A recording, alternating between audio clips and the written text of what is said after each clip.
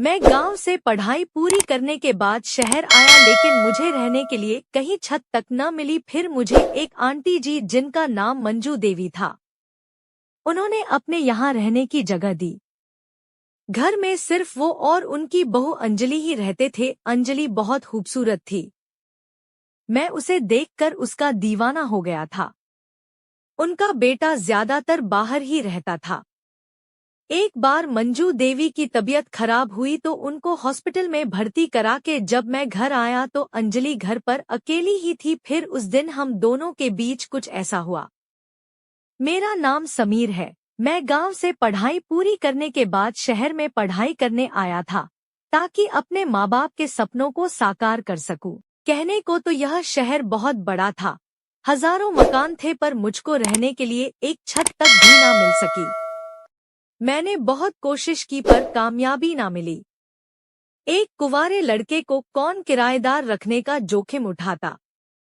दर-दर भटकने के बाद आखिरकार मुझे एक आंटी जी मिली। उनका नाम मंजू देवी था। उनके घर में सिर्फ वह और उनकी बहू अंजलि थी। अंजलि बहुत खूबसूरत थी। मैं पहली नजर में ही उसका दीवाना हो गया। उनका बेटा एक कारोबारी व्यावसायिक था। वह अपने काम से ज्यादातर बाहर ही रहता था। उन्होंने मुझे अपने साथ रहने की इजाजत दे दी। मैं उनके घर पर रहने लगा, साथ ही उनके घर के छोटे मोटे काम भी कर देता। एक बार मंजू देवी की तबीयत बिगड़ गई तो मैं एक लायक बेटे की तरह मंजू देवी की सेवा कर रहा था। एक दिन मैं अस्पताल से घर लौट रहा था कि बारिश शुरू हो गई। बारिश तेज होती जा रही थी। मुझे जल्दी से जल्दी घर पहुंचना था, ताकि किताबें भीगने से बच जाएं। जैसे ही मैं घर पहुंचा तो दरवाजा खुला देख चौंक गया। मैं घर के भीतर दाखिल हुआ तो आंगन का नजारा देखकर मैं अपनी शुद्ध बुद्ध भूल गया। इन सवालों में उलझ गया। पहले मैंने कहा कि अंजलि खुद ही मेरी बाहों में आकर समा गई तो मैं क्या करता। देह सुख के उफान के आगे अच्छे बुरे का सवाल ही कहाँ रह जाता है। मैंने मानो अपना पक्ष रखा। उधर अंजलि अभी भी सामान्य नहीं हो पाई थी।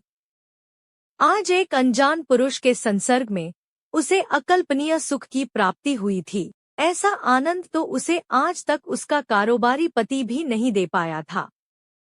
उसने विचारों को झटका और कपड़े बदल लिए। फिर चाय बनाई और ट्रे में एक कप रखकर मुझको देने चली आई। मैं सोने की तैयारी में था। अंजलि को सामने खड़ा पाकर मैं हड़बड़ा गया। लो चाय पी लो, पानी में इतनी देर भीगने के बाद चाय पीना ठीक रहता है। अंजलि ने कप आगे बढ़ाते हुए मुस्कुरा कर कहा। सचमुच चाय अच्छी बनी थी। रात के खाने में अंजलि ने मेरी मनपसंद करेले की सब्जी बनाई थी। ना जाने कैसे अंजलि को मेरी पसंद नापसंद का पता चल गया। यहाँ तक कि दाल सब्जी मिठाई में मुझे क्या क्या पसंद है उसकी बाकायदा लिस्ट अंजलि ने बना रखी थी। एक रात वह दूध का गिलास लेकर कमरे में आ गई। मुझको गर्मी लग रही थी। मैंने ज्यादातर कपड़े खोल रखे थे। अचानक अंजलि को सामने पाकर मैंने तौलिया उठा लिया। यह देखकर अंजलि जोर से हंस पड़ी।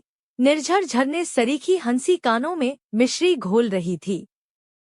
पारदर्शी गाउन में अंजलि किसी अप्सरा जैसी नजर आ रही थी। गिलास मेज पर रखकर वह पलंग पर ही बैठ गई और अपने हाथों से मेरे बालों को सहलाने लगी। मैं इतना भोला नहीं था जो कि किस स्त्री के मनोभाव को ना समझ पाता। उस रात हम दोनों एक साथ रहे। पूरे घर में हम दोनों अकेले और रात की तन्हाई का सहारा। ऐसे में कोई कसर कैसे रह पाती। 2-3 दिन में मंजू देवी अस्पताल से स्वस्थ होकर घर लौट आई और मुझसे कहा, बेटा तू तो मेरे सगे बेटे से भी बढ़कर निकला। अपनी सेवा से खुश मंजू देवी ने मुझे ढेरों आम दे डाली। मुझे और अंजलि को लगा कि माँ जी के घर लौट आने के बाद वे शायद अब नहीं मिल सकेंगे, पर देह की भाषा जब देश की दरिया तक लांग जाती है तो फिर यहाँ एक ही घर में रजामंदी के साथ मिलने में क्या मुश्किल आती। अब इस भोग में हम दोनों शायद ये भूल गए कि सुख हमेशा अकेला नहीं आता, अपने साथ दुख भी लेकर आता है। ना की जगह अधिकार हावी होने लगा। मैं एक पति की तरह हुक्म देकर उससे बात करता। एक बार तो मैंने हाथ भी उठा दिया। धीरे धीरे मेरे और अंजलि के रिश्ते में पहले जैसी बात नहीं रही। अब हमारे मिलन में वह पहले जैसी गर्माहट भी नहीं रह गई थी। हम दोनों के लिए संबंध बोझ में तब्दील हो चुका था। कहीं ना कहीं मंजू देवी की अनुभवी आंखें भी ताड़ गई कि घर में उनकी नाक के नीचे क्या गुल खिलाए जा रहे हैं। इधर मैं जब से इस चक्कर में पड़ा था, मेरी पढ़ाई लिखाई पूरी तरह चौपट हो गई थी। एक रात जब मैं नाइट लैम्प की रोशनी में पढ़ रहा था तो अंजलि मेरे कमरे में आ गई।